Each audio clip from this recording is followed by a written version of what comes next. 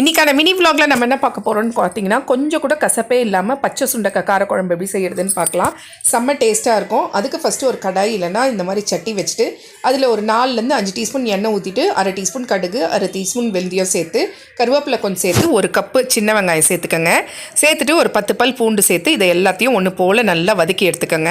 அதுக்கு அடுத்தது ஒரு 2 தக்காளி கட் பண்ணி அதையும் சேர்த்துட்டு தக்காளி நல்லா கூழாகிற வரைக்கும் வதக்கி எடுத்துக்கோங்க. இப்போ ஒரு 3 டீஸ்பூன் குழம்பு மிளகாய் தூள் சேர்த்துட்டு ஒரு 1/4 டீஸ்பூன் மஞ்சத்தூள் சேர்த்துட்டு உப்பு தேவையான அளவு சேர்த்துருங்க. சேர்த்து இது கொதிக்க வர நேரத்தில் வந்துட்டு புளியை ஒரு லெமன் சைஸ் புளி எடுத்து நல்லா கரைச்சி அதை சேர்த்துக்கோங்க. கூடவே 2லேருந்து ஒரு 2.5 கப்பு தண்ணி ஊற்றி அதையும் சேர்த்துட்டு மீடியம் ஃப்ளேமில் வச்சு குழம்பு ஒரு 10 நிமிஷத்துக்கு கொதிய வரட்டும். இப்போ பச்சை சுண்டக்காவை நல்லா கழுவிட்டு அதை நல்லா இடிச்சுக்கோங்க. இடிச்சிட்டு ஒரு பேன் வச்சு அதில் கொஞ்சமாக எண்ணெய் ஊற்றி இந்த பச்சை சுண்டக்காவை போட்டு நல்லா வதக்கி வச்சுருங்க. கொஞ்சமாக உப்பு போட்டு நல்லா வதக்குங்க, கலர் சேஞ்ச் ஆகிற வரைக்கும். அதை குழம்புல சேர்த்துட்டு ஒரு மீடியம் ஃப்ளேமில் வச்சு 5 நிமிஷத்துக்கு கொதிக்க வச்சு இறக்கிடுங்க.